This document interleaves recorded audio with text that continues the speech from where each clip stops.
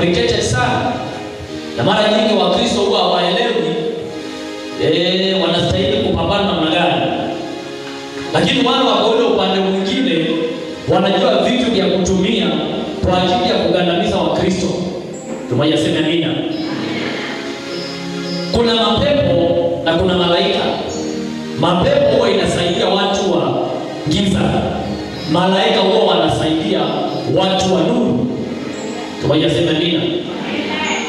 Vile wana uwezo wa kutuma pepo, ndivyo tuna uwezo wa kutuma malaika. Nasikia amina kubwa hapo. Nasema vile wana uwezo wa kutuma malaika, na nini mapepo, ndio tuna uwezo wa kutuma malaika. Mapepo na malaika wote waliumbwa na Mungu. Na mapepo walikuwa ni malaika pia. Walifanya kuasi mbinguni na wakatupwa duniani. Na tulipo na sisi kuja hapa, naye Mungu akatutumia malaika wa kutusaidia. Malaika wanaitwa ministering angels. They minister to us. Kila mtu ana malaika wanamzunguka hata saa hii. Uwe unaona ama ujaona. Kuna malaika wengi tangu ulipoingia hapa wamepita hapa wakifanya kazi tofauti. Kule umetoka nyumbani umelindwa na malaika kufika hapa. Uwe umewaona ama hukuwaona. Am I talking to somebody? Yes. Kazi yote ya Mungu anayefanya huwa inafanywa na malaika. Siku ile utaona Mungu anafungua mtu, Mungu anaponya mtu, Mungu ananena na mtu, ni malaika huwa wanatumwa. Mungu mwenyewe huwa hakuji kufanya jambo lolote. Maana akitokea mahali, Mungu akiapia mahali popote tu, hao watu kama ni mchanga, kama ni nini, zote huwa zinavanish, zinapotea. Maana utukufu wa Mungu ni mwingi sana. Amen. Amen. Kwa hivyo ujiadhari sana ile maombi unaanza omba, Mungu njoo usitumane. Uko unajua siku moja akaamua kukuja, wewe hautakuwepo tena. Maana Mungu akakutana na wewe live, hautakuwepo tena, utafanish. Maana utukufu wake ni mwingi sana na uwezi ukashikiliwa na mwili wa mwanadamu. Kwa hivyo mara nyingi sana Mungu anatuma malaika. Na pande ile nyingine na wao wana vitu vyao zinaitwa mapepo. Mapepo walikuwa ni malaika walioanguka. Kama tuko pamoja kufika hapo, pigia Yesu makofi mazuri. Haleluya. Malaika wanaitwa ministering angels. Malaika katika kilugha ya Kiingereza wanaitwa angelos. Na katika kilugha cha Kiebrania wanaitwa malak. Na malak hapo ndipo tumebora ile neno malaika ya Kiswahili. Kiebrania wanaitwa malak. Hapa ndipo tumebora that name malaika. Tumoja sema amina. Amina. Kwa hivyo tunapoingia katika anga hii, ujue ya kwamba ukiomba ukijua ya kwamba una malaika, hakuna pepo itakukaribia. Ukiomba ukipatia malaika kazi, hakuna shetani atakuja kwako. Amen. Am I talking to somebody? Yes. Lazima uelewe ya kwamba malaika, Mungu amekupatia malaika, uko na wao, si ati watatoka mbinguni wakuje, uko na wao. Lakini as long as uelewi na uwapatii kazi, huwa wafanye kazi, wanatembea na wewe, wamejishikanisha mikono na nyuma, hakuna kitu wanafanya. Lakini siku ile unaanza kuwapatia kazi, sema kazi. Siku ile unaanza kuomba ukiwatuma kwa biashara, unaanza kuomba ukiwatuma kupigana na maadui zako, unaanza kuomba ukiwatuma kupatia habari njema. Oh my God, maisha yako yanaanza kubadilika hapo. Nasema maisha yako yanaanza kubadilika hapo. Nataka kusikia hii wiki tukiomba, kama una biashara, unatuma malaika wakuletee customer. Na let me tell you, ukiwatuma na wakose kukuletea customer, ukuje kusomea hapa Sunday. Ametoka sababu. Nataka kusikia saa 9 ukiamka, unatuma malaika na watuma, mwende pande kuletea customer. Mwende pande kuletea customer. Kuletea customer, nikifungua biashara nipatane na customer. Pande wamelala sana. Wacha nikwambie hawa, are you here somebody? Nataka kusikia ukituma malaika. Kama unasumbuliana na kitu kwa boma yako, kabla hujalala, muite malaika, mwambie simama pale. Wewe ni wa kunilinda, hapa kumelala watoto. Ingia kwa watoto, kaa hapo. Mwingine niko na chucha kwa mahali, malaika mwingine henda pale. Linda hiyo. I'm telling you. I'm telling you. I'm telling you.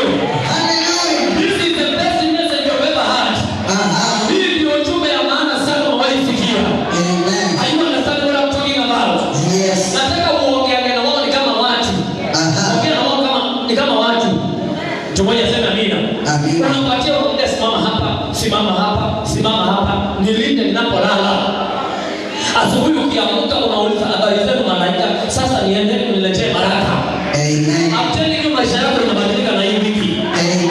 Maisha yako inabadilika na hii wiki peke yake. Are you here somebody? Yes. Kuna malaika wengi sana wa mambo tofauti. Kila kitu unakitaka dunia hii, kuna malaika anawajibika. Kama ni chakula, kuna malaika wa kuleta chakula. Kama ni uponyaji, kuna malaika wa uponyaji. Kama ni miujiza, kuna malaika wa miujiza. Kama ni kupambana na wachawi, kuna malaika anapambana na wachawi. Kama ni oh my God, are you here? Kuna malaika wa pesa. Pesa kuna mapepo tofauti.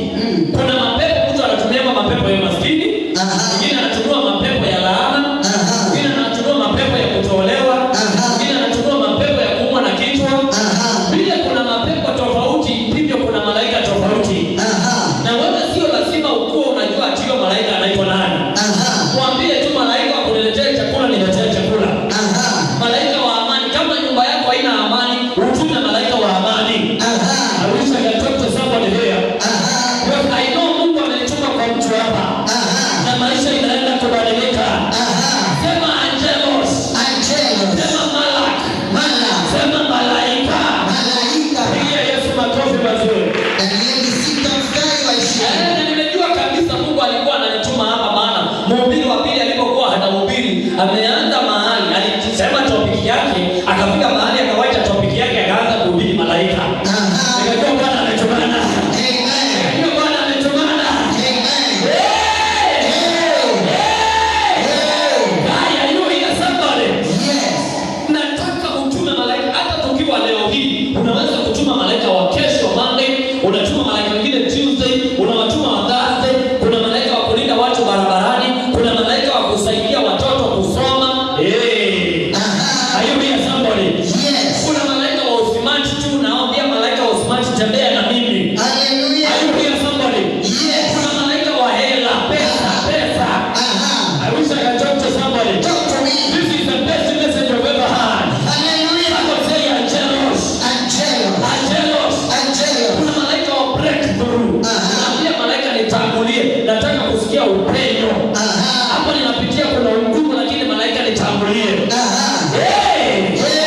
Ama nitamwita somebody. Siku ya leo malaika watatembea kwako. Nasema malaika watatembea kwako. Vitu ambavyo umetafuta miaka mingi vitaletwa na malaika. Kesho utaona malaika wakileta baraka. Utaona malaika wakileta muujiza.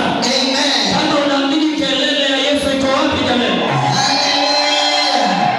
Are you here somebody? Kuna malaika anafanana na wewe, anaitwa guardian angel, anaresemble wewe kabisa. Huyo malaika anaweza enda hata nene kwa mtu amwambie bariki mtu fulani. Tumoja sema amina. Let me tell you, malaika tu sio ile notion uliambiwa kwamba lazima atokee hapa akona abina ambao akona mabawa. An angel can be like a person like you. Am I talking to somebody? Malaika anaweza kuwa mama kama wewe, amevaa skati, amevaa viatu, ndo anapita, morali afanye kazi yake, akimaliza kazi yake anapotea. Am I talking to somebody? Wiki hii kuanzia leo mpaka Sunday utaona miujiza utaiona. Macho yako yatafunguka. Utaona kazi ya malaika. Ukipiga nuru sana, kamata neema. Nasema kamata neema. Kuna malaika wa deliverance. Wakati unaona tunafanya deliverance hapa, Mungu anatumanga malaika. Mungu anatumanga malaika. Ndio maana siku ile utaona tunakomboa mtu hapa, ukampatia microphone ya ongee kutoka jana, kutoka juzi, alikuwa anasikia namna gani, utaanza kuona Mungu alianza kumhudumia mapema. Utaanza kusema nimesikia msukumo, mama fulani akaniambia twende. Kuna divine connections. Kuna malaika wa deliverance. Kuna malaika wa healing. Kuna malaika wa restoration. Where are you somebody? Are you ready for your miracle? Somebody say angelos. Somebody say malak. Somebody say malaika. Am I talking to somebody? Kuna malaika wa kuadhibu maadui. Maadui wanaadhibiwa, lakini lazima uwatume, hawaendaki bila kutumwa. Tumoja sema amina.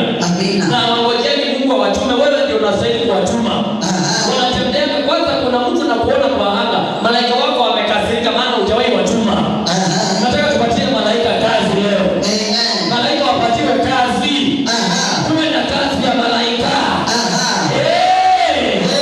Pigia Yesu makofi mazuri. I'm telling you, huwezi kukaa ukimaliza kujua kazi ya malaika, huwezi kukaa bila pesa. Huwezi, ni ngumu, it's impossible kukaa bila pesa. Maana utapatia yule malaika kazi. Kama imagine vile huwa tunatoa mapepo hapo, unasikia tukiuliza walitumwa na nani? Unasikia walitumwa na mtu na wakakubali kwenda. Pia malaika na wao wanatutii namna hiyo. Haleluya. Na kutumia malaika wa pesa. Kutumia malaika wa pesa. Kuna wakati malaika tulihubiri kuhusu angels katika hii church. Tulikuwa the former building pale. Tulihubiri kuhusu angels. Na nikaambia watu wale wako na madeni wasimame. Wale wamedaiwa na wakasimama. I'm telling you. Nikawaambia ninawatumia malaika huko wamedaiwa. Hiyo madeni tolewe. Amen. Oh my God. Maana ngani barama kwa wewe make wa yeye unaikiendeza na mayai. Amen.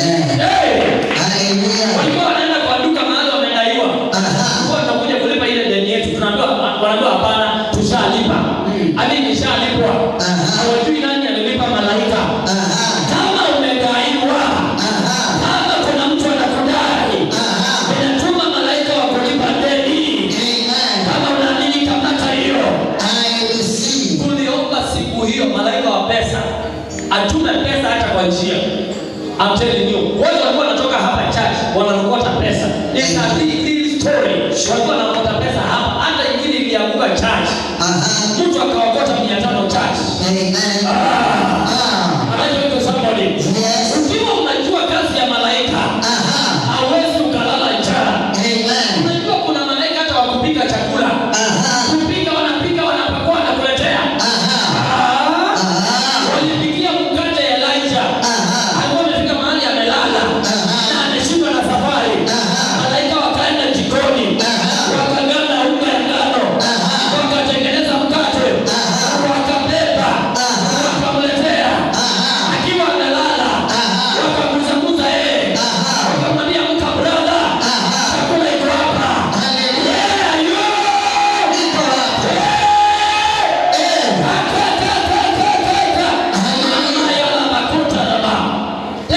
Uko na njaa, malaika wanapika chakula wanakuletea ugali na supu. Hayo hiyo somebody. Kuna malaika wa kuencourage mtu wakati uko chini. Wacha kutafuta encouragement kwa watu. Itisha malaika wa kukutia moyo. Siku ile Yesu alikuwa wakati wake mgumu sana. Alikuwa anaomba pale Gethsemane. Alikuwa anaomba jasho inatoka kama damu. Biblia inasema na malaika wakatokea wakamtia nguvu. Kama uko hapa na unakamata ile revelation, maisha yako yanabadilika. Maana anabadilisha maombi yako. Ukituma pepo unatuma malaika. Nasema ukituma laana unatuma malaika. Sio wao wanajua kutumana peke yako. Hata sisi tunajua kutumana. Pigia Yesu makofi mazuri. Somebody say angelos. Somebody say angelos. Somebody say malak. Am I talking to somebody? Kwa hivyo unaanza kuwa ukiomba. Nataka kujua maombi ni nini, maana watu wengi hawajui kuomba. Amen. Kupiga makelele tu. Unapiga makelele masaa inaisha umepiga makelele. Fika mahali pengine, chukua nafasi yako. Anza kutuma malaika. Amen. Anza kutuma malaika. Wanakaanga hapo, wengine wamekasirika na wewe. Maana wako hapo wakusaidie, wanaona unateseka, wako hapo wakusaidie, wewe hujawahi wapatia kazi. Tumoja sema amina. Wako hapo, wako tayari kukusaidia. Walitumwa na Bwana kukusaidia. Na wanajua Biblia inasema, we will judge angels, tutawahukumu malaika. Kwa hiyo wanajua kwamba tutakuja kuwahukumu na si Mungu atawahukumu, sisi ndio tutawahukumu. Maana malaika sio wakubwa wetu.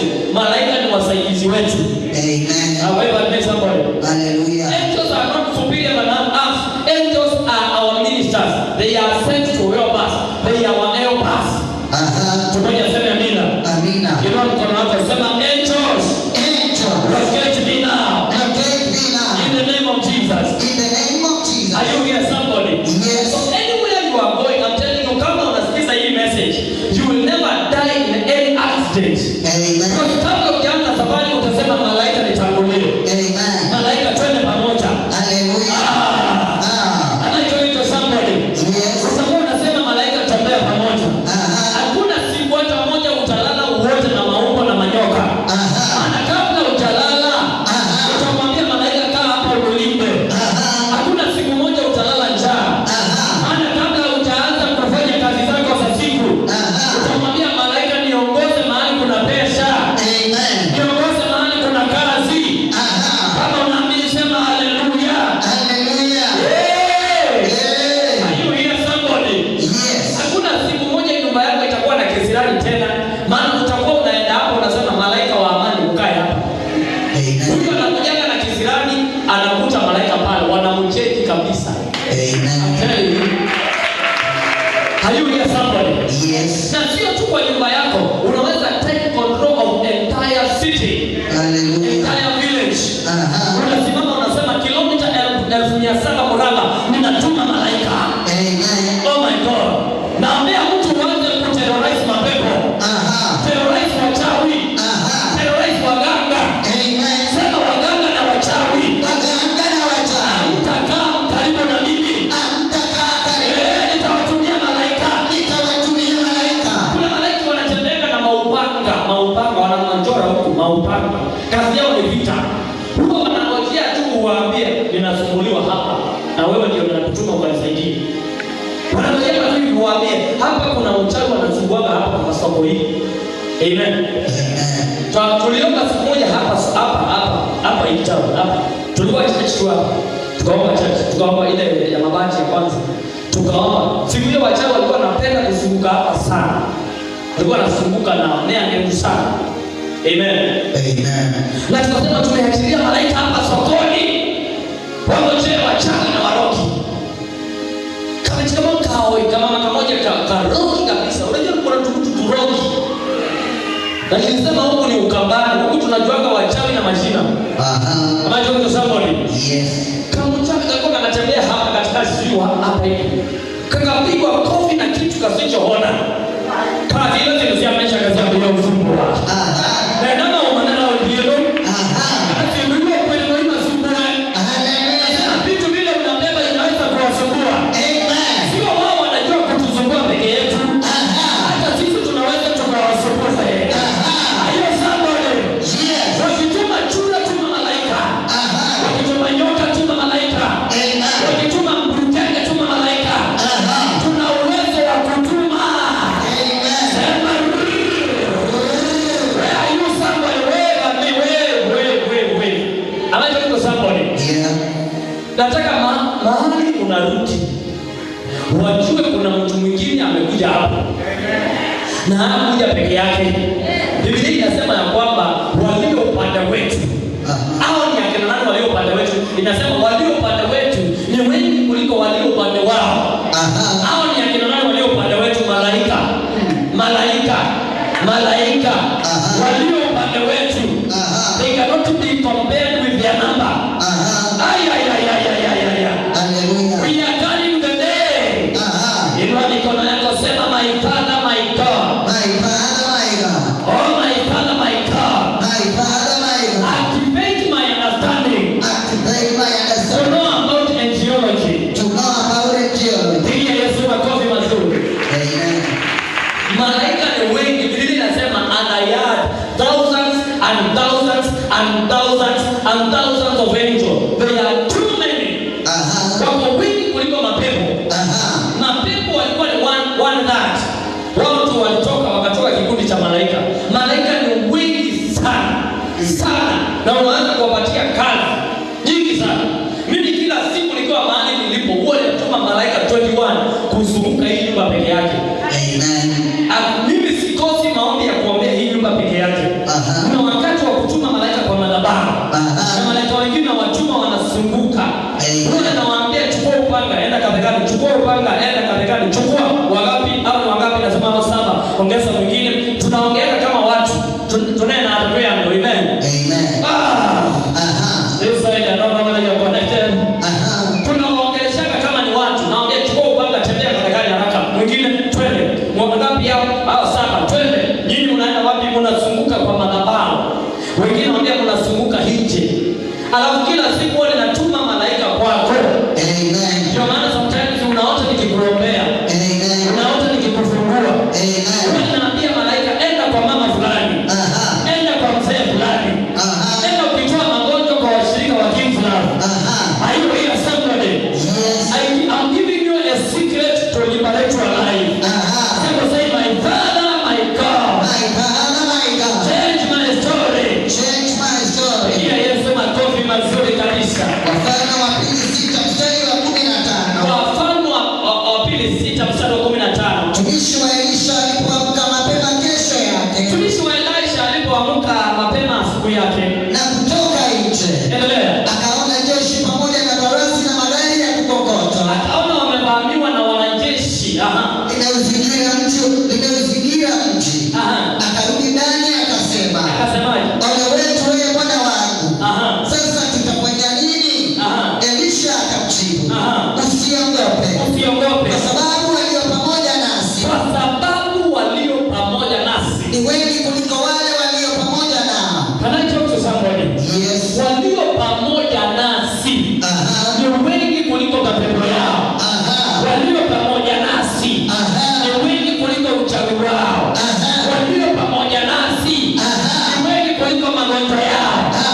Walio pamoja na wewe, Aha. sema wewe, sema wewe, Yes. sema yeye. Yeah. Am I talking to somebody? Yes. Siku moja nilikuwa nimekuja kuhubiri hapa na nikashambuliwa sana.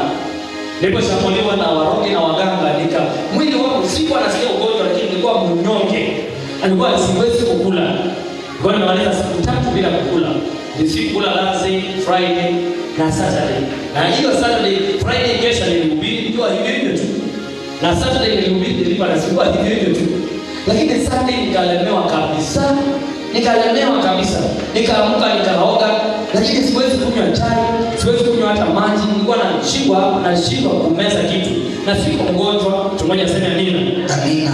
Kwa hivyo nikawaambia ninapasa Shadraka na Judy wale washikilie katika, maana mimi I'm very sick. I was very sick. I'm telling you, very sick. Lakini hakuna mahali nasikia kwa mwili, ni unyonge mwingi na sijakula siku 3. Basi wakiendelea na ibada, mimi nikasema badala nikae hapa nitamoja nini, sasa nikachukua pikipiki. Nikaenda mbali kwa barabara. Hapo kwa barabara singeweza kusimama kungojea gari. Nilikuwa na chuchumaa hapo kwa lami. Sasa gari ikija na jaribu kuinuka kidogo nisimamishe, kitambo nifika kwa barabara imepita. Najaribu kuinuka tena nisimamishe, imepita. Narudi tena nikikaa, basi ndio hiyo. Nikiinuka pole pole nainuka, ndio nifanye kama kwa inapita. Tumoja sema amina. Amina. Nikiwa hapo nikaomba ombi moja. Nikamwambia Mungu nitumie malaika. Amen. Mungu nitumie malaika. Amen. Mungu nitumie malaika. Amen. Nikiwa nimekaa hapo kwa barabara, kumbuka magari ya Ugego na Nairobi, magari kutoka Mombasa ikienda hivi. Is that okay? Yes. Nikiwa nimekaa hapa, gari ikatoka pale ya Nairobi, ikakuja ikasimama pale kwa kona, ikatoka kwa barabara. Jamaa ilikuwa Mark, zile gari zinaitwa Mark 2 Mark whatever. Ikasimama pale kando, mtu akateremsha kioo, akaniona pale hii. Nikaona ameongea na mwingine, alikuwa ni mwanaume na mwanamke. Wakachukua U-turn, wakakuja wakasimama mahali niko. Wakaniuliza unaenda wapi? Nikamwambia naenda Nairobi. Wakaniambia ingia kwa gari nyuma. Nikafunguliwa mlango, nikaingia. Mimi sikuuliza kwa nini mnanibeba na mmetoka Nairobi? Sababu nilikuwa mgonjwa, hata kuingia tu immediately nililala mpaka Makimbu. Mmoja aseme amina. Amina. Tukafika Emali. Tulipofika Emali kuna supermarket ilikuwa imefunguliwa hapo. Ile Tomolesi. Emali pale hii. Wakaniacha wakaingia hapo. Wakaniuliza, "Je, unataka tukununulie chakula?" Mimi kwa sababu nilikuwa nimekaa siku 3 bila kukula na nilikuwa najua niko na shida ya kumeza, nikamwambia hapana, mimi wacha nisikule. Plus siku anawajua ni akina nani.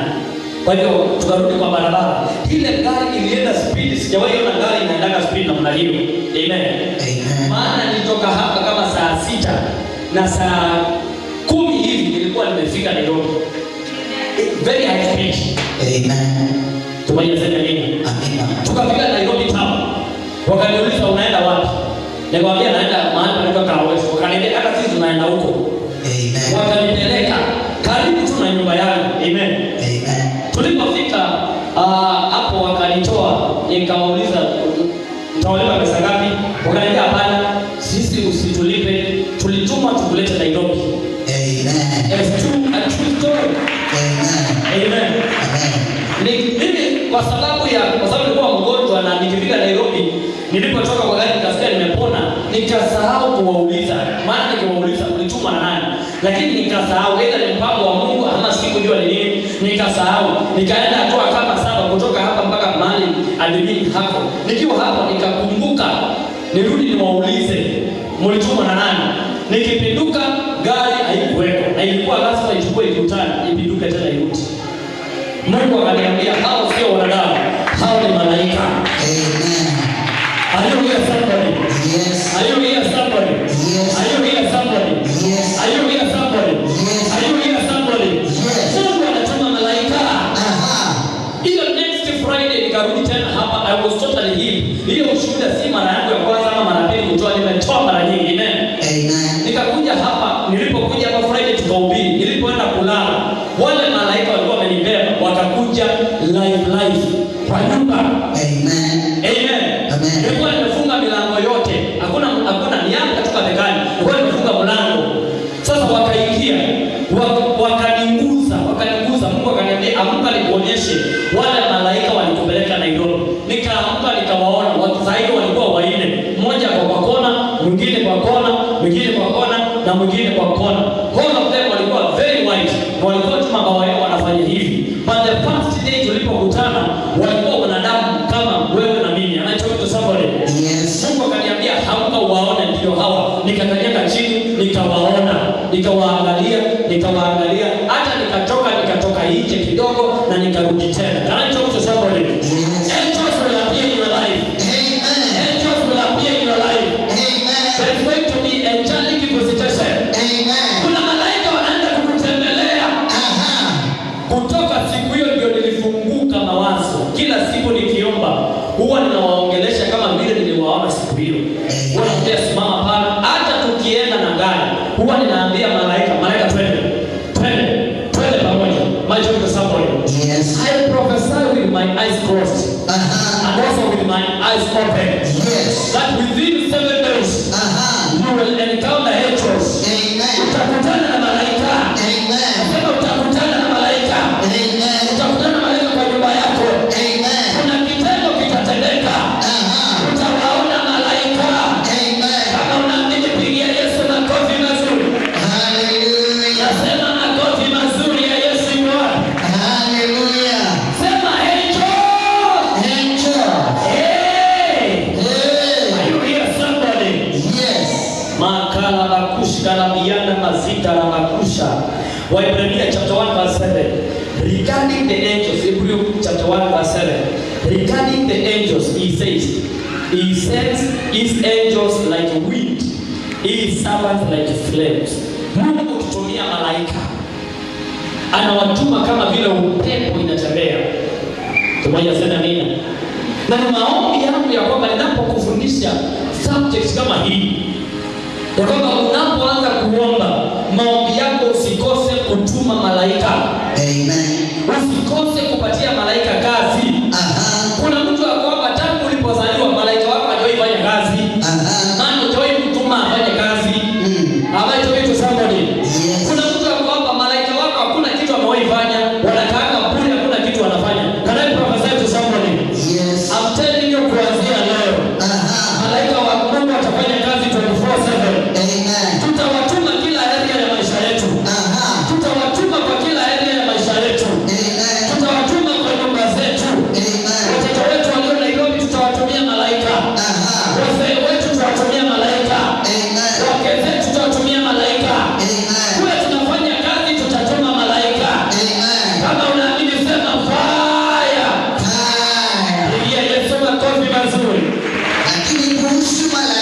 Lakini kuhusu malaika alisema, amewafanya malaika wake kuwa upepo, amewafanya malaika wake kuwa upepo, na wahudumu wake ndimi za moto, na wanakuwa wanatuhudumia.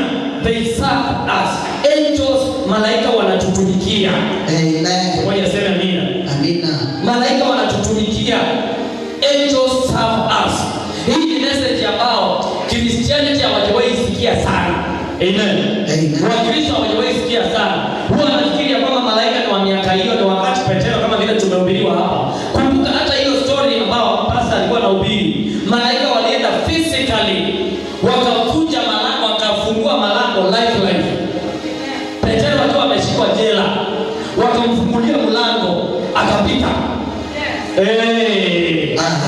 Walienda wakafungua mlango physically. Aliamshwa physically akaambiwa ukina maana sasa amka. Akakanyaga chini. Akaambiwa twende, kuja twende. Akaitwa, akakuja twende. Mlango ukafunguliwa, akapita. Ukafunguliwa mlango wa pili. Ni mahali Judy alikuwa Pastor Judy alikuwa anasoma. Ukafunguliwa mlango wa pili na mlango wa tatu. Angels. Ekakuambia unaongelea wanapenda kama kuni ya Mungu. Luka sabizo kama malaika wako. Unacheza wewe. Like you talking about malaika. Amen. Malaika wa pesa, malaika wa kila jambo lolote kuna malaika. Na mimi nataka ufanye hii mtihani vizuri. Na ufanye hiyo mwaka na kupatia vizuri. Kuanzia leo uanze kuongea na malaika. Na utume especially kwanza nataka malaika wa pesa. Waambie malaika enda uniwekee pesa mahali fulani. Amen. Ama talk to somebody. Usaidie tu kwa nyumba kukuta pesa ambao haukujua mahali zimetoka. Oh my God. Hapo nilipojua ufalme wetu uko na power. Amen. Are you hearing somebody? Yes. Kama mtu anaweza kuwa na mapepo inaitwa majini, alafu anaituma inaenda kumletea pesa. What about angiology? What about malak?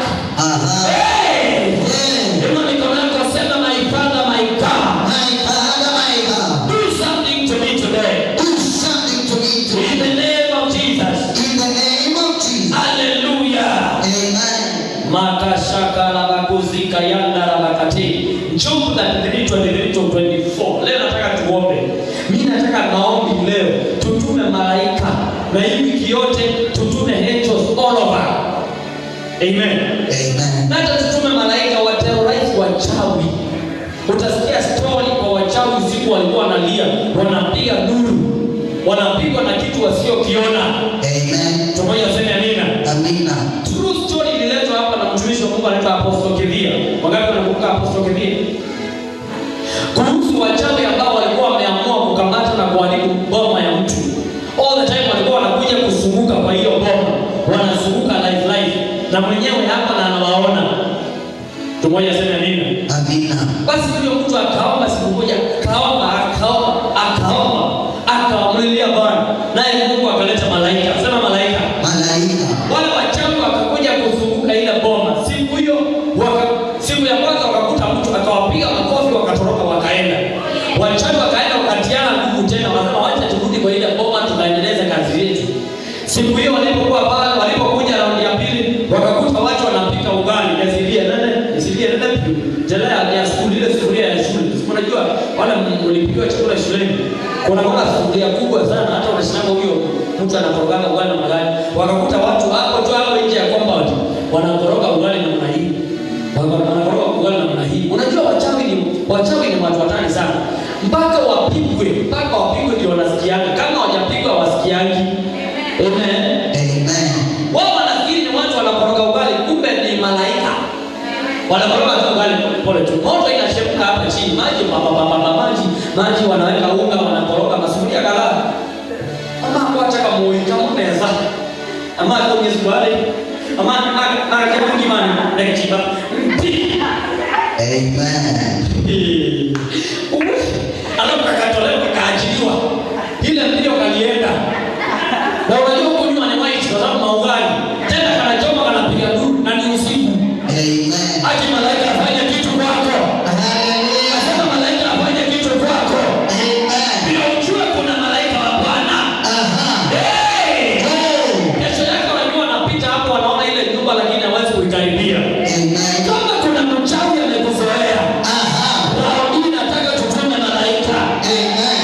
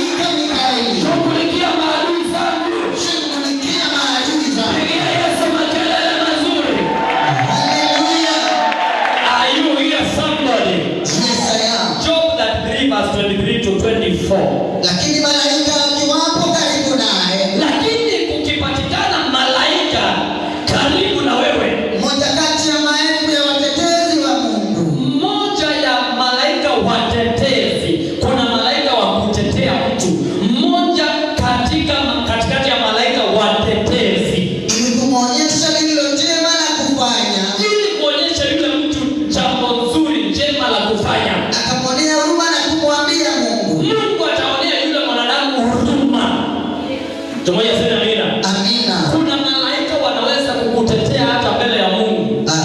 Wanamwambia Mungu bariki huyu mtu. Huyu mtu anabarikiwa. Kuna malaika wanaweza hata mbele ya Mungu amwambie she don't deserve this kind of life. God do something. Lakini na wewe lazima utengeneze ushirika na malaika. Kiasi ya kwamba unawatuma. Nimekuambia malaika wako kila mahali. Kila sadaka inatolewa hapa kuna malaika wanachukuanga. Are you here somebody? Yes. Iko kwa Biblia. Kila sadaka inatolewa hapa kuna malaika huwa wanatumwa hapa. Wanachukua sadaka. Fungu la 10 kuna malaika wanakuja wanachukua fungu la 10. Kuna malaika wanachukua kila kitu. Kuna malaika alirekodi ulifika hapa saa ngapi? Amen. Kuna malaika atarekodi ulitoka hapa saa ngapi? Are you here somebody? Yes. Everywhere angels are everywhere. Angalia jirani yako muulize, are you seeing angels here? Are you seeing angels? We are in the presence of angels. We are in the presence of angels. Are you here somebody? Yes. Kwa hiyo scripture inasema kukipatikana ule malaika mtetezi, kuna malaika wa kutetea mtu. Nataka uwe una uwezo wa kuomba. Kabla hujaenda kwa ofisi kuona mkubwa, mwambie malaika nitangulie nitetee kwa mkubwa. Amen. Are you here somebody? Yes. Nitetee kwa mkubwa. Kuna malaika wa kutetea mtu. Kabla hujakuja ibada kama hii, unaambia malaika enda ukanitetee kwa mchungaji. Fanya mchungaji anione. Are you here somebody? Unaenda kutafuta msaada kwa mtu, tuma malaika kwanza. Naenda kwa chief, naenda kwa dio, naenda kwa mwalimu mkuu kuongea kuhusu mtoto wako asome na sina hela, lakini natuma malaika akanitetee na kufundisha lugha ya waombaji. Nasema na kufundisha lugha ya waombaji. Imani kona yako sema my father my God. My Father, my God. Do something today. Do something today. In the name of Jesus. In the name of Jesus. Unganisha mikono yako patia Yesu glory. Amen. Danieli 6 mstari wa 21. Danieli 6 mstari wa 21. Danieli akamjibu mfalme. Danieli akamjibu mfalme aje. Uishie mfalme. Endelea. Mungu wangu alileta malaika wake kuvikumba vinywa vya simba. Danieli alikuwa ametumwa kwa tundu la simba. Na hakuumizwa na wala simba hawakumuuma. Basi mfalme akamuita asubuhi, hebu kuja unielezee kwa nini simba asijakukula. Danieli akamwambia vitu vizuri sana.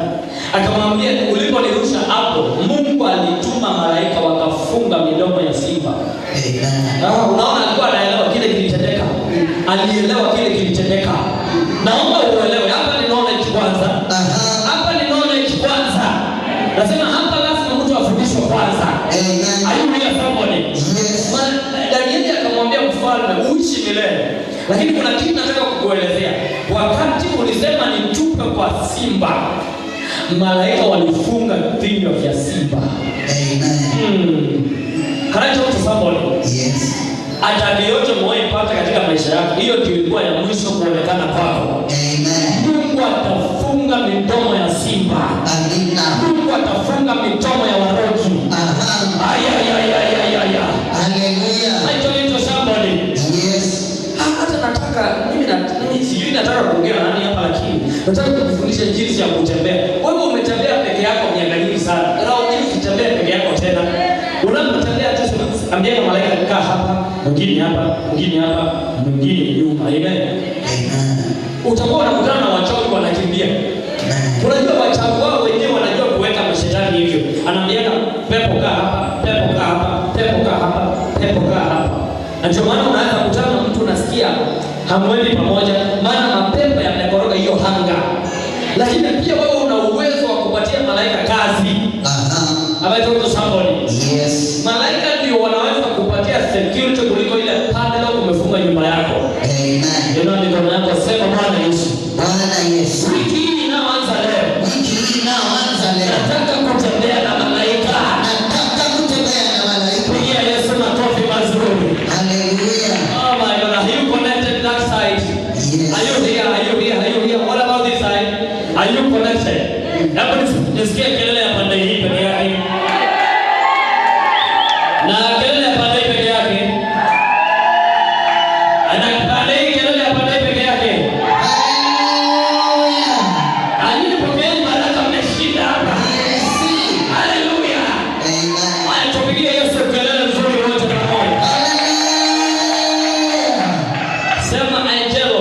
Angelos. Sema Malak. Malak. Psalms 34 verse 7. Psalms 34 verse 7. Psalms 34 verse 7. Oh my God. Kwa hii wiki inaanza leo. Hii wiki inaanza Sunday ya leo. Angels will be all in your life. Amen. Malaika watakutangulia kila mahali. Amen. Malaika watakuletea baraka. Amen. I'm telling you, wengine mtakuta mitungi ine ya maji imeletwa kwa nyumba na huko chota. Amen. Pande ya waamini, pokeni pande hii. I receive. Wewe unasikia kupenda pande hii. Utakuta kwa boma yako mitungi ine ya maji. Huko chota. Amen. Kwanza hii round ambayo tunaingia wakati wa kulima, nataka uachilie malaika kwa shamba. Amen. Ukikia mbele mwezi nyuma mbele ndio ndio. Hallelujah. Na hapa ndio mwenda mpia na mbele.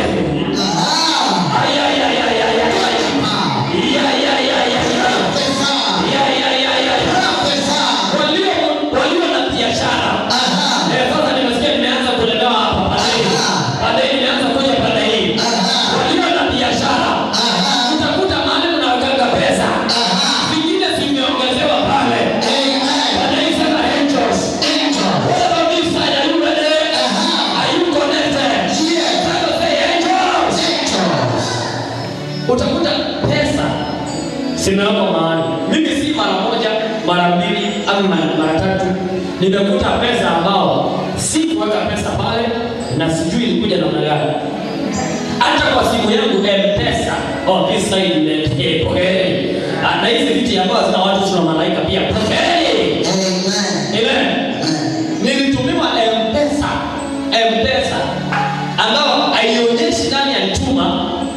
Inafanya kuandika receipt from M-Pesa 1,000 Kenya shillings. Haina namba ya yule alituma. Think about the angel just taking a simu namna hii, alafu constructing a M-Pesa message, alafu anakutumia. Alafu ukiuliza balance unakuta balance pesa imeongezeka. Wewe bila command is coming. Oh my God, are you hearing somebody? Somebody say my Father, my God.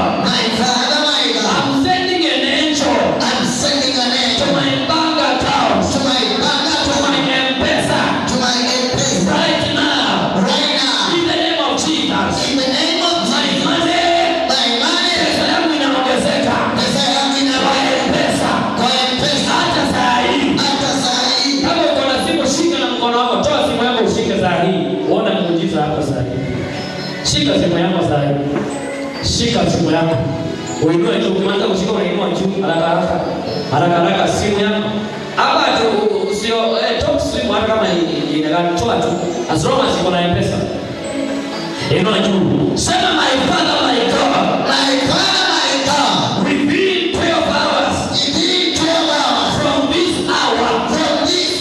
I prophesy. An angel of the Lord will deposit money to my M-Pesa, to my bank account. In the name of Jesus. Angel of the Lord. In charge of finances. Hear the voice of the Lord. Deposit money on my M-Pesa and in my bank account. In the name of Jesus. It is a done deal in Jesus' name. Pesa imekwisha. Tafadhali pesa ambayo unapata ya muujiza namba ya kwanza, si unajua tithe. Am I talking to somebody? Wale wako na duka ama biashara na uko hapa, inua mkono. Na uko na mahali unaweka pesa. Unaelewa ile lugha naongea? Unaelewa? Kuna mahali kwa duka, kuna mahali unaweka pesa. Amen. Wale wana duka za aina hiyo, mahali unaweka pesa. Inua mkono wako juu. Inua vizuri. Sema my Father, my God. I am speaking to an angel. In charge of finances. Hear the voice of the Lord. Enda kwa biashara yangu saa hii. Hapo ninaweka pesa. Deposit some money there. In the name of Jesus. It is a done deal in Jesus' name. Hallelujah. Put your hands together for Jesus.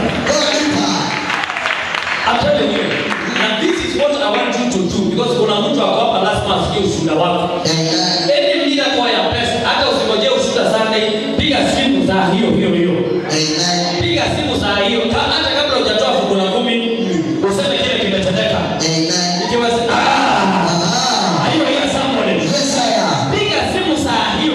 Hata kama itatendeka, hata kama imetendeka saa hii, make sure you testify straight away. Because we want to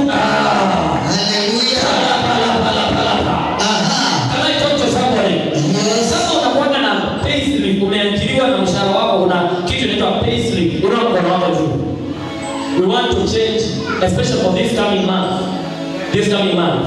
Payslip ni ile kulipa mshahara na hiyo. Oh my God. Sema my Father, my God. I'm sending an angel. To my employer. Alter my salary. Increase my salary. In the name of Jesus. Ninatuma malaika. Enda kwa payslip. Increase my salary. In the name of Jesus. Thank you, my Father. Angel has done it. In Jesus' name. Put your hands together for Jesus. Hallelujah. I'm telling you, those testimonies will amaze you. Will amaze you. Saa hiyo tu uko unaomba, si acha anafanya kesho, ashaenda saa hii. Ashaenda saa hii.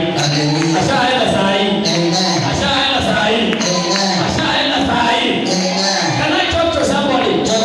Kuna mtu wako hapa na mbaya kwa mabodi. Akumbe malaika wao baba huyu. Yaani ende na unena. Hadi yako rogandaka. Hadi kama Mungu.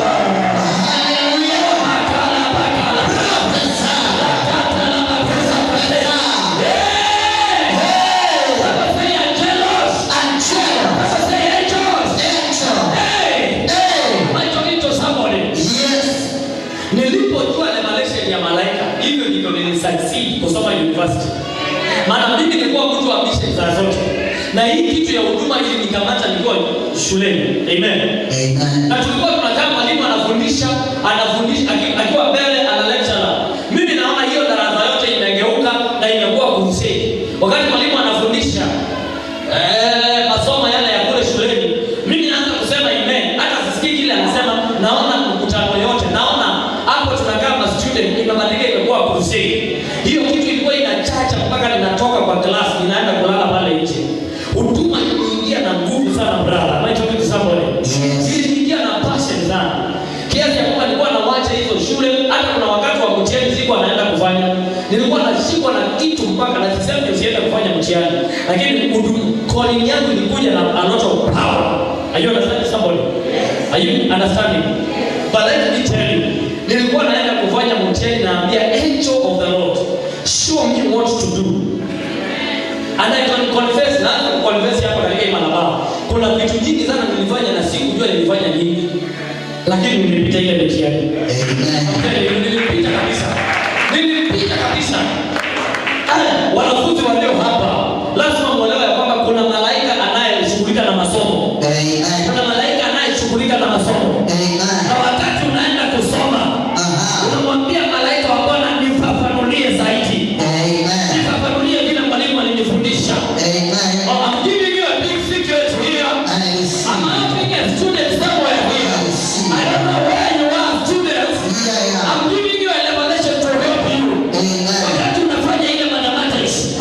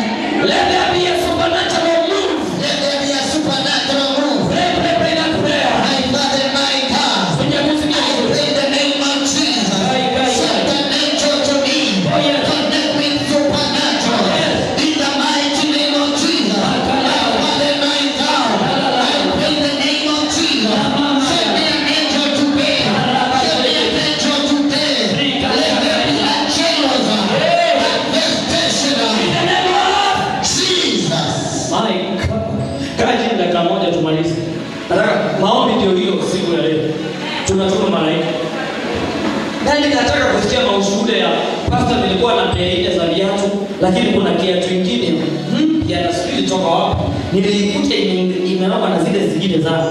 I receive An angel of the Lord. Amen. I say an angel of the Lord. Amen. An angel of the Lord. Amen.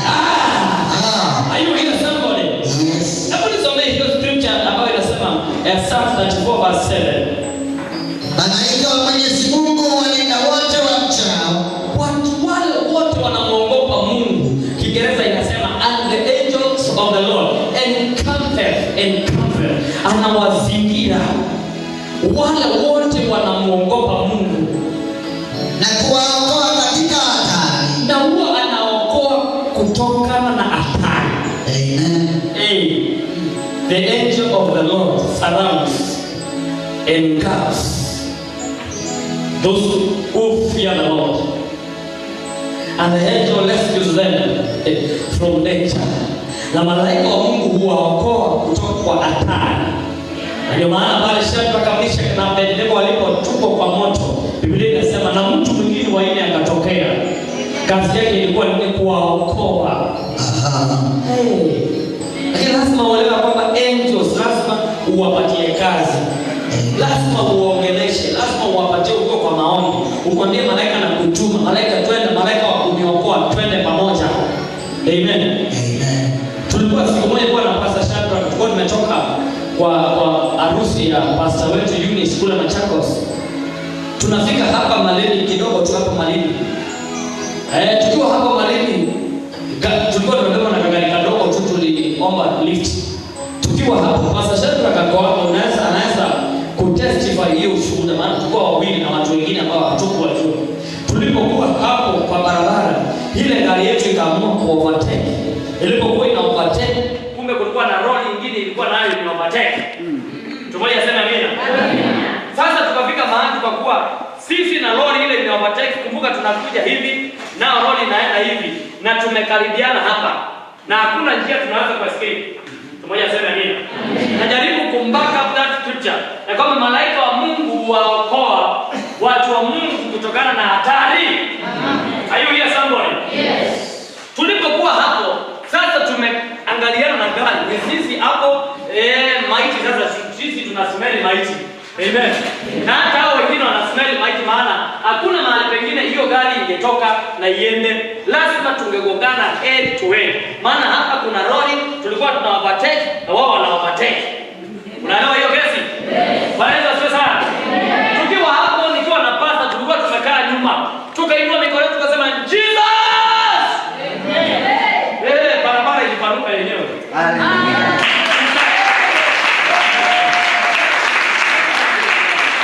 Barabara ilipanuka yenyewe. Magari yote matatu tukatoshea hapo vizuri sana. Malaika huokoa mtu siku ya hatari. Ni lazima uwatume. Inua mikono yako sema my Father, my God. Malaika na anatuma kwangu leo. Na anisaidie.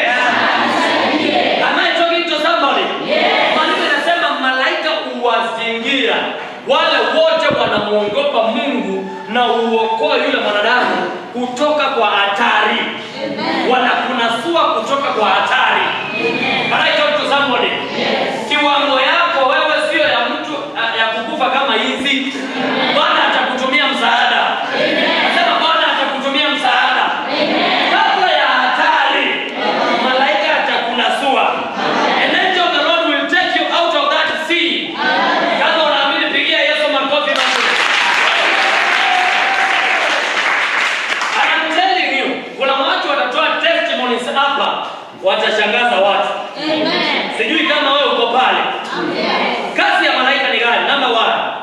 Malaika, kuna malaika wa muziki. We have angels of wakati muziki unachezwa hapa. Na ndio maana ni riski kubwa sana. Wakati tunacheza hapa wewe unasimama. Kuna malaika tu wanakujanga wakati ngoma inachezwa. Ndio maana utakuja kanisa na kukose kuimbwa kwa kanisa, utasikia kuna kitu umemiss. Amen. Tumoja sema amina. Kuna angels tu wa muziki.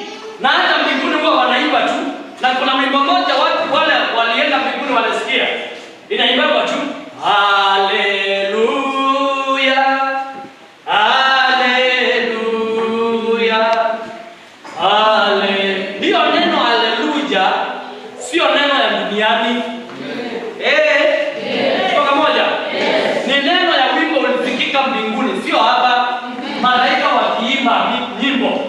Kule mbinguni malaika wanashingaga nyimbo. Kwa hivyo tunapoimba hapa church, kuna malaika wao wanateremka. Amen. Na wanakuja tunacheza pamoja na wao. Ndio sometimes unaweza kuja kanisa ulikuwa unasikia umeboeka. Wacha tuanze muziki. Unasikia umechangamka na ujue umechangamka na nini? Unacheza mpaka unacheza mpaka unacheza. Kuna malaika wao wanakuja wakati muziki unachezwa. Wakati vyombo hivi vinapigwa, kuna malaika wao wanatembea. Na kuombea usidharau muziki hapa kwa church. Wakati tunaimba hapa kuna malaika wao wanakuja. Kama unaamini sema haleluya. Huyu mtu anaitwa Daudi alielewa. Alijua ya kwamba wakati anapiga kinanda kuna malaika wao wanakuja na wanafukuza mapepo. Kwa hiyo kazi yake ilikuwa ni kupiga kinanda wakati watu wameshikwa na mashetani, na akipiga kinanda mapepo yanatoka. Na kuombea hivi siku ya leo. Ukifika kwa nyumba yako, wakati unasikia mambo yakiwa magumu, anza kuimba nyimbo za sifa. Kuna malaika atateremka. Kama unaamini pigia Yesu makofi mazuri. Are you here somebody? Ukiwa tu kwa nyumba, anza nyimbo zako ukiwa na revelation ya kwamba nina attract malaika wa sifa.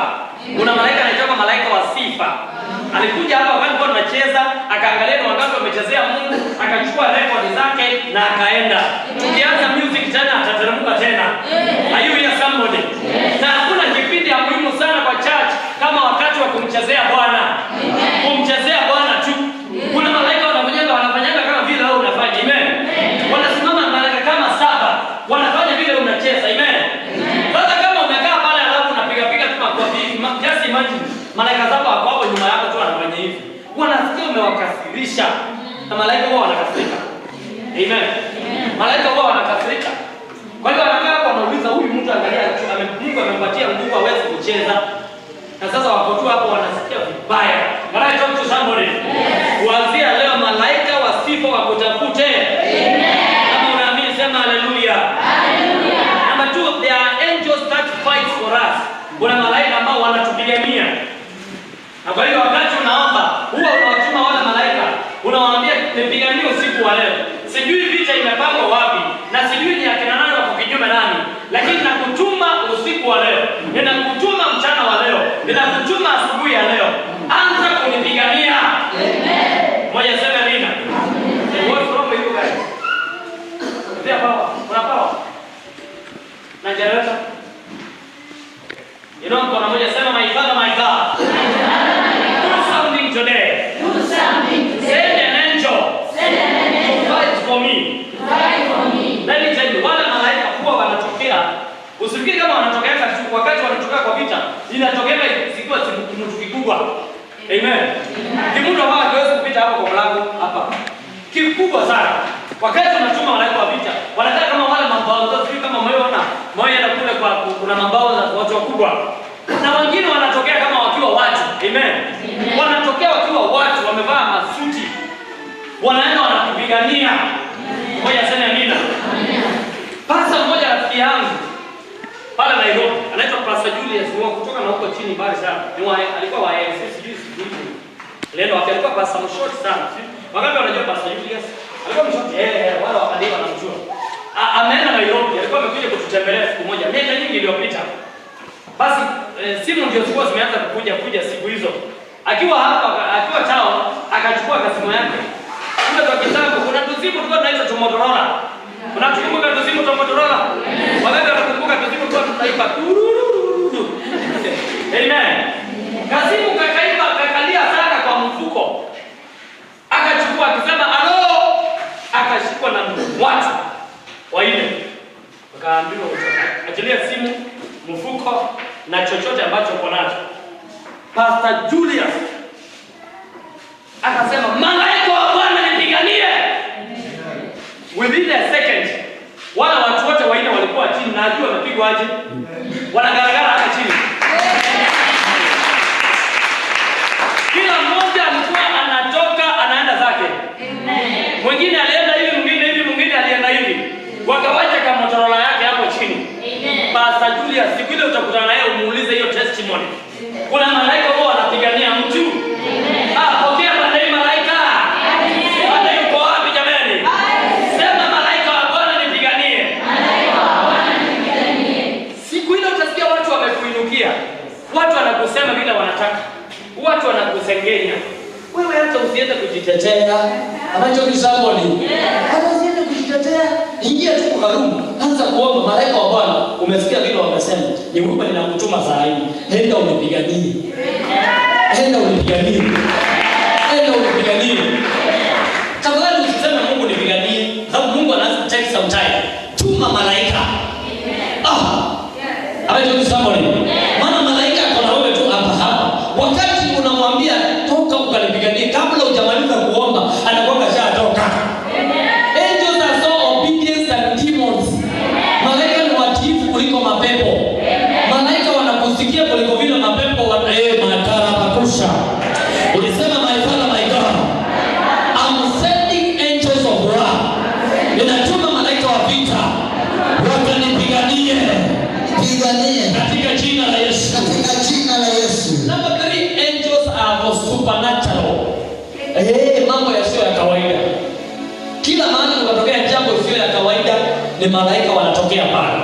Kwa mfano, unataka muingilio wa kiungu, vile mambo yameingiana na yamekushika, unless kuwe na muingilio wa kiungu, hiyo kesi iwezi kuisha. Amen. Maybe umeshikwa na polisi, uko jela. Na nataka malaika wakusaidie muingilio wa kiungu. Amen. Kuna kesi na ni mbaya na itakushika na unataka Mungu aingilie. Hapo ndipo unatumanga malaika, faili inapotea.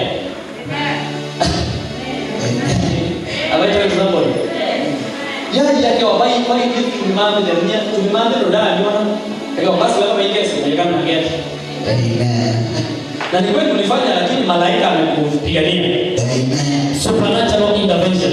I say supernatural intervention. Supernatural intervention. Are you here, somebody? Yes. Number 3, angels are for good message. Malaika ni wa habari njema. Kuna malaika wa habari njema anaitwa Gabriel.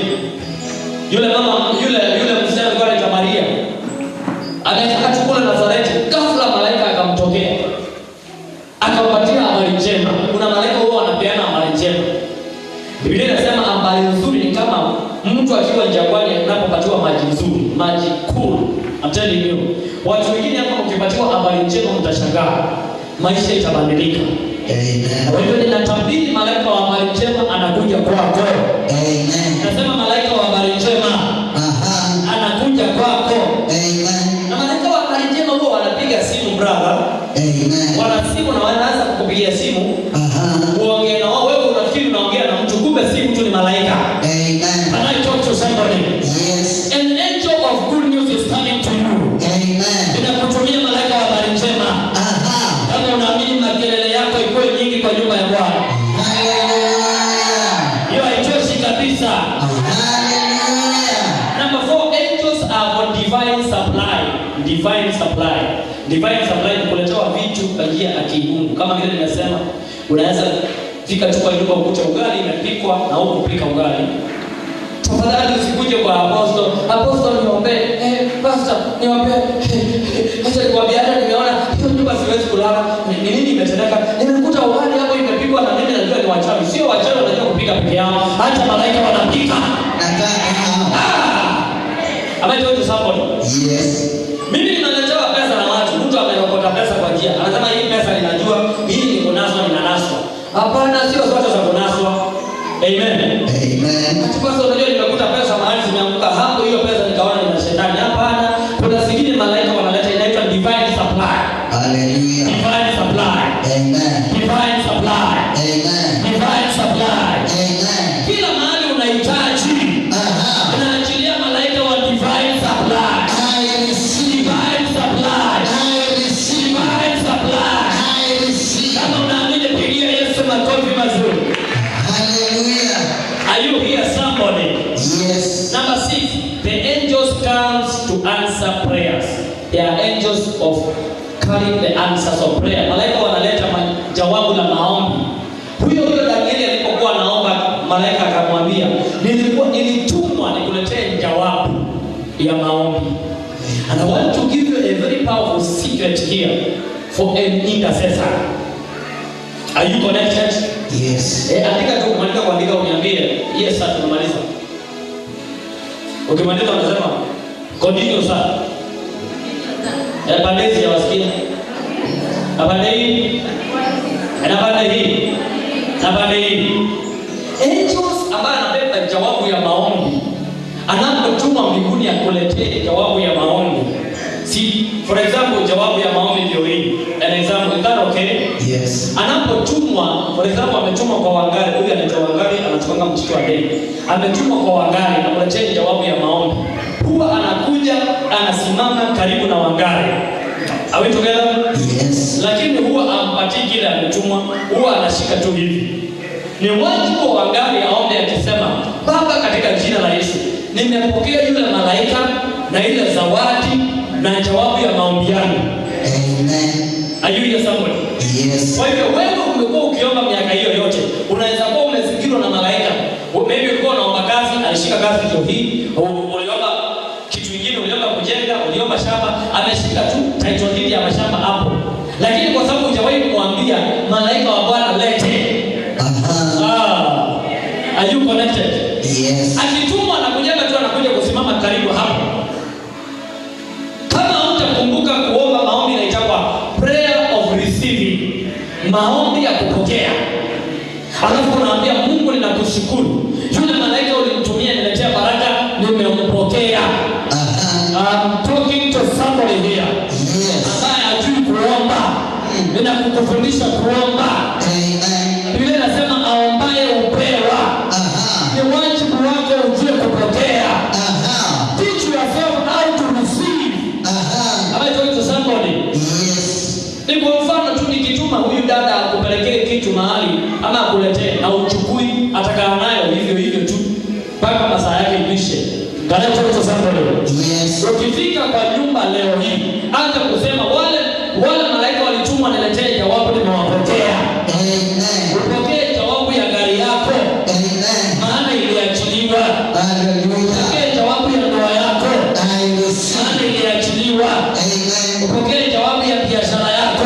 I receive. Maana iliachiliwa. Amen. Are you here somebody? Yes. Pigia Yesu makofi mazuri. Hallelujah. Namba ya mwisho, angels are for healing.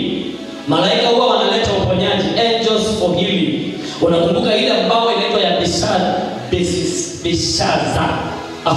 Mahali ambao kuna malaika alikuwa anakuja anaguza maji na mtu wa kwanza kuingia alikuwa anapona. Angels are for healing. Amen. Wakati unasikia wewe ni mgonjwa, itisha malaika wa uponyaji. Amen. Amen. Amen. Ambia tu malaika wa uponyaji, nitembelee leo, nifanyie operation mwili wangu. Kuna mahali nasikia hapa ukiwa na uchungu, fanya operation, toa kile ambacho akistahili na weka kile kinastahili. Amen. Are you here somebody? Yes. Kama hauna habari, mbinguni kuna mahali ambao kuna sehemu zote za mwili wako. Amen. Amen. Amen. Kama ni liver, kuna liver ingine mbinguni. Amen. Kama ni jicho, kuna jicho yako ingine iko mbinguni. Amen. I wish I could talk to somebody here. Yes. Oh, yeah. Kama ni kichwa, kuna kichwa ingine yako iko mbinguni. Amen. Na kuna wakati malaika analeta hiyo ya mbinguni, anakuja na kufix na anatoa ile mbaya anapeleka. I wish I could talk to somebody. Talk to me. Every part of your body, there is another similar part of that body in heaven. Are you understand what I'm talking about? Yes. Na sometimes unaona wakati unaomba hili, unasikia total change. Hapo mahali unaweza kuwa maybe ni mfupa ilikuwa imevunjika, lakini unapona kabisa. Na hutawahi kama ulivunjika ile mfupa, maana kuna malaika wanafanya kazi huko mbinguni, wanataka mifupa mpya, macho mapya. Amen. Hallelujah. Kama uko na shida ya macho, pokea macho mapya. Kuna shida ya liver, pokea hiyo liver. Kuna shida ya masikio, pokea masikio mapya. Kuna shida ya meno, ni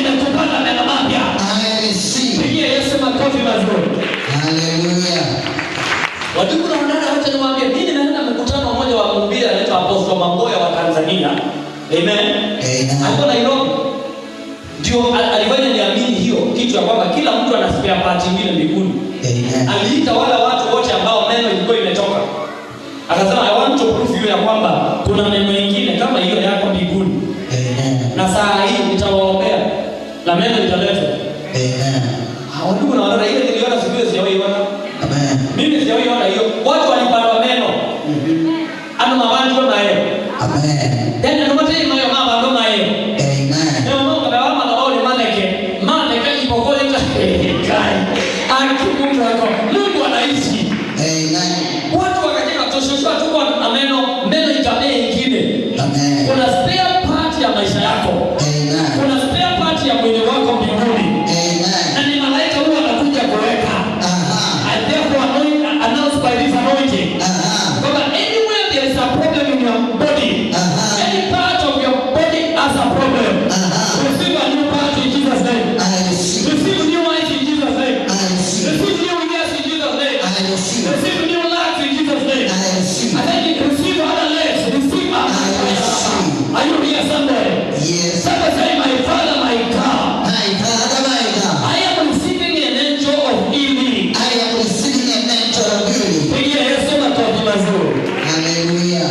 Are you here somebody? Yes. Are you connected? Yeah.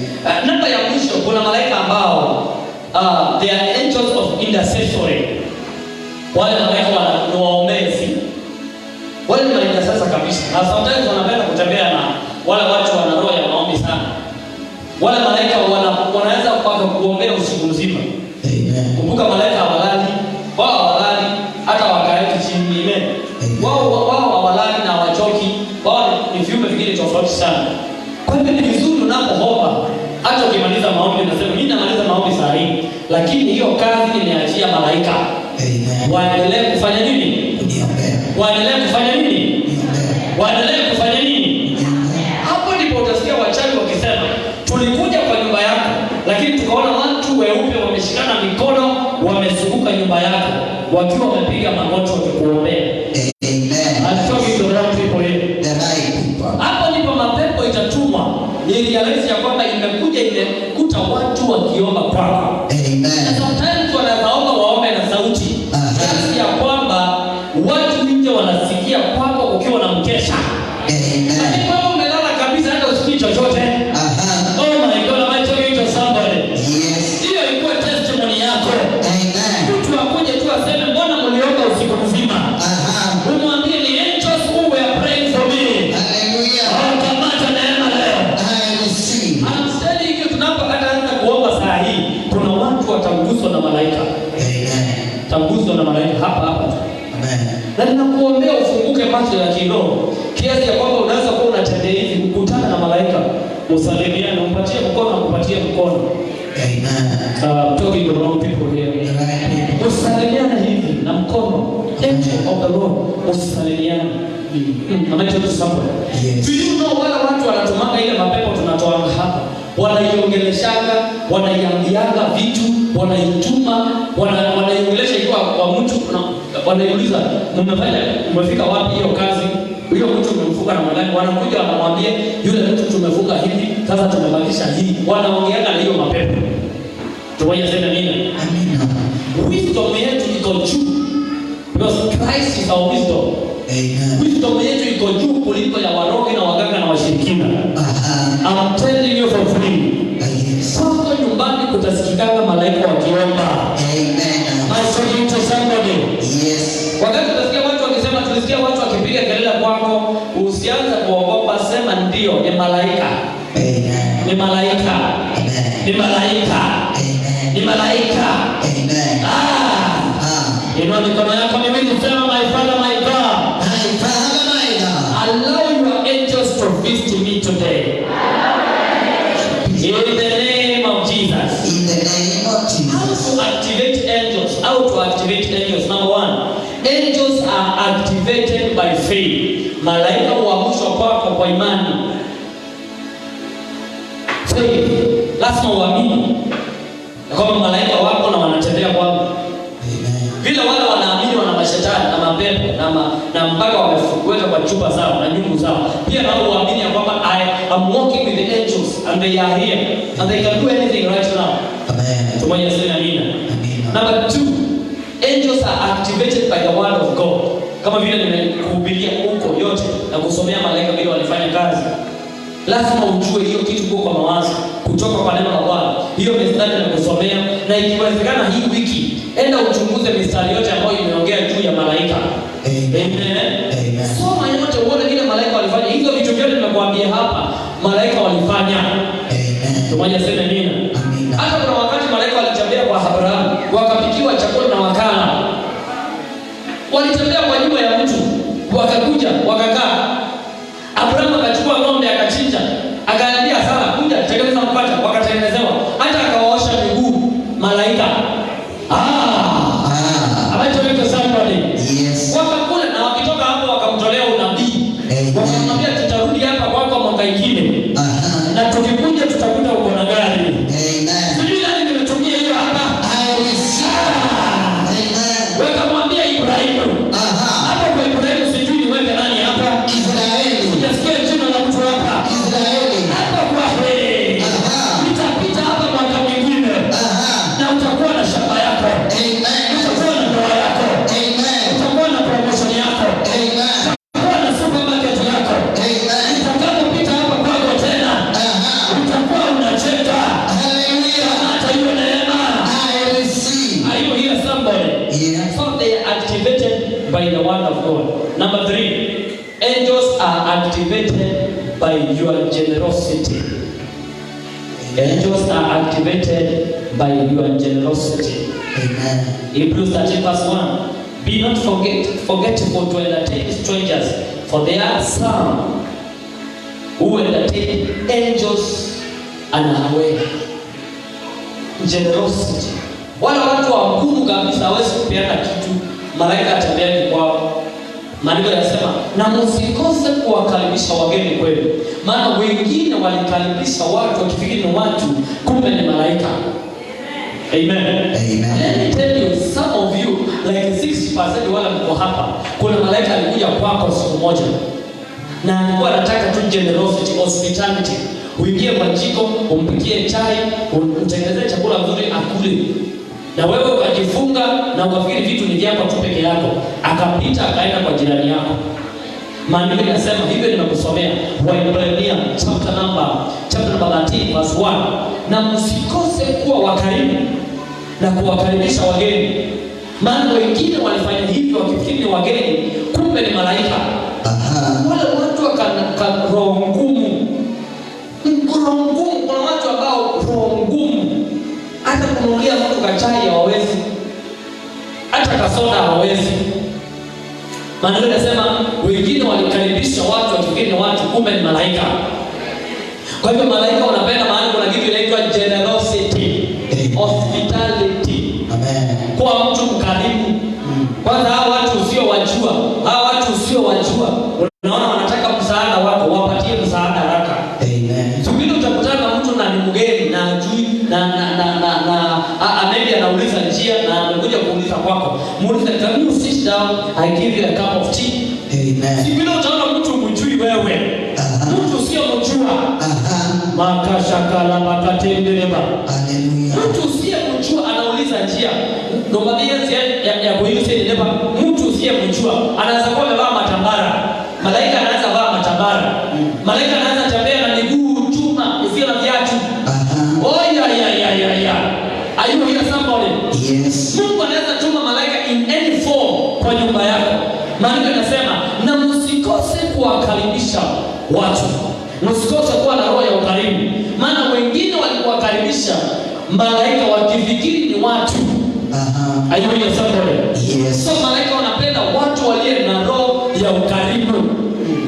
Ndio ninasema Bwana Yesu nisaidie. Bwana Yesu nisaidie. Kuanzia siku ya leo. Kuanzia siku ya leo. Nisaidie Jehova. Nisaidie Jehova. Nipate kuwakaribisha malaika. Nipate kuwakaribisha malaika. Number 4, angels are activated by prayer and fasting.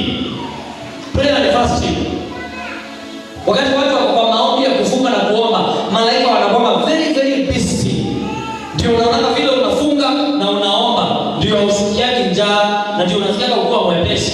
Amen. Na unasikia unapenda mambo ya Mungu sana. Amen. Kwa hiyo malaika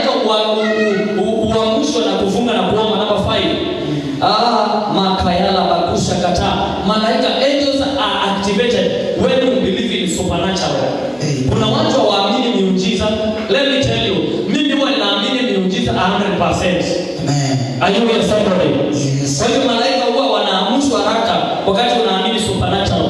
Number 6, malaika huwa wanaamshwa na true worship. Amen. They are activated by true worship. Amen. Na ndio nakwambia ni vizuri sana hata ukiwa peke yako una worship, unaimba vizuri, unaabudu Mungu. Malaika huwa wanakuja hapo karibu na wewe. Amen. Pigia Yesu makofi mazuri. Are you with somebody? Yes. Number 7 ambao nataka kufika pale. Namba ya 7, angels are activated when you pray the prayer of binding demons and loosing angels. Unaomba maombi ya binding demon and loosing angels. Wakati unasema tumefunga adui, nimefunga wachawi, nimefunga maroho, nimefunga waganga, usikose kufungua malaika. Amen. Hapo pinduka pande nyingine na nimeachilia malaika wa baraka. Nimeachilia malaika wa miujiza. Nimeachilia malaika wa upendo.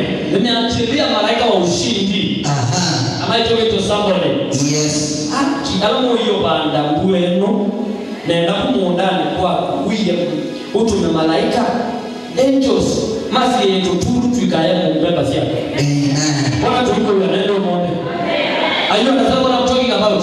Yes. Malaika nenda kutuma funguka shamba yangu. Fukuza sikwiro kabisa. Aha. Amen. Aha. So when you are binding Satan, binding demons, remember to loose angels kufungua malaika. Amen. Sema amen. Amen. Namba ya mwisho, malaika angels are activated when you live a life of fearing the Lord. Maisha ya kumwogopa Mungu. Hawa watu wanachanganya hivi, ulikuwa kwa Mungu leo, ulikuwa kesho uko kwa shetani.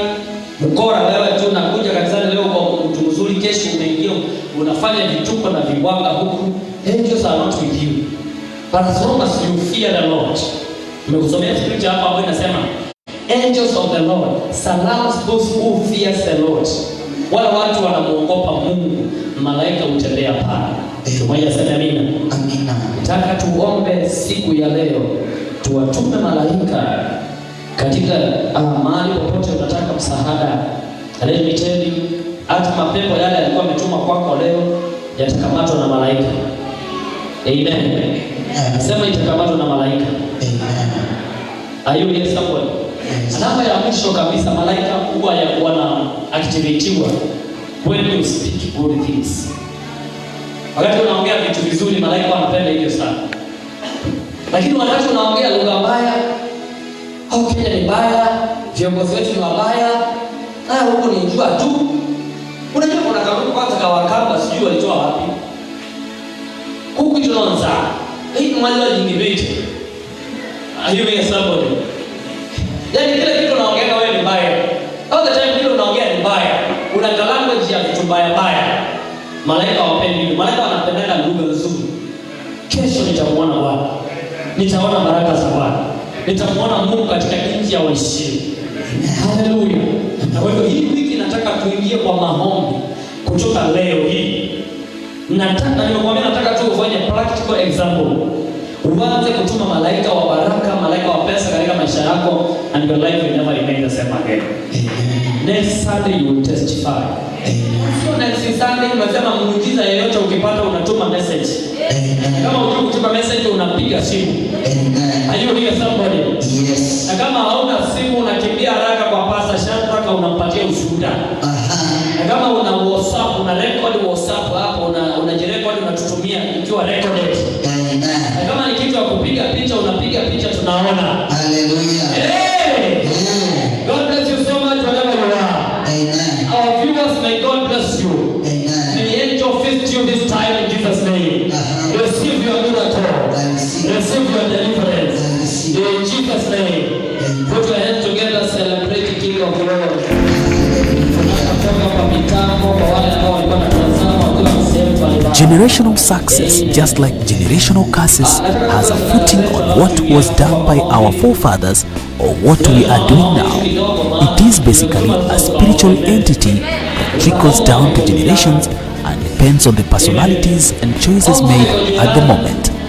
Spiritual content author Apostle Mesha Kilo has outlined characters that carry anointing from generation to generation in this book, that opens up your mind on the areas that define an anointed posterity, how to nurture and protect this essential attribute for generations ahead, and more spiritual insight on anointing. Get this book today and make an anointed generational difference, backed up with spiritual knowledge of what God has planned for you and your lineage. Apostle Meshach Kilo is a renowned minister, overseer, and founder of King's Love Ministry. He is actively involved in revival meetings, conferences, and international gatherings of healing and deliverance. You can reach him through 0723 365 099, 0723 365 099, or email him meshachkilo@gmail.com.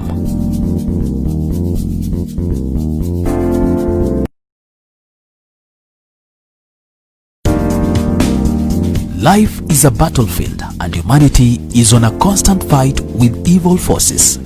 These forces have manipulated and caused great suffering to many people. Many are oppressed, depressed, possessed, suppressed, embarrassed, tormented, and humiliated by the forces of darkness in their lives. However, there is a higher power that delivers those in captivity. Your Deliverance is Today by Apostle Meshach Kilo is a book that guides you through the steps of unshackling yourself from the chains of the devil. The chapter-by-chapter revelation of evil schemes and how to use the power of Christ to be set free is a crucial resource in your spiritual library. Apostle Meshach Kilo, the author of this book, Your Deliverance is Today, is the overseer and founder of King's Love Ministry. He ministers in revival meetings, conferences, and international gatherings. He is available for prayers, counseling, and mentorship. Reach him today through 0723 365 099, 0723 365 099, or email him meshachkilo@gmail.com.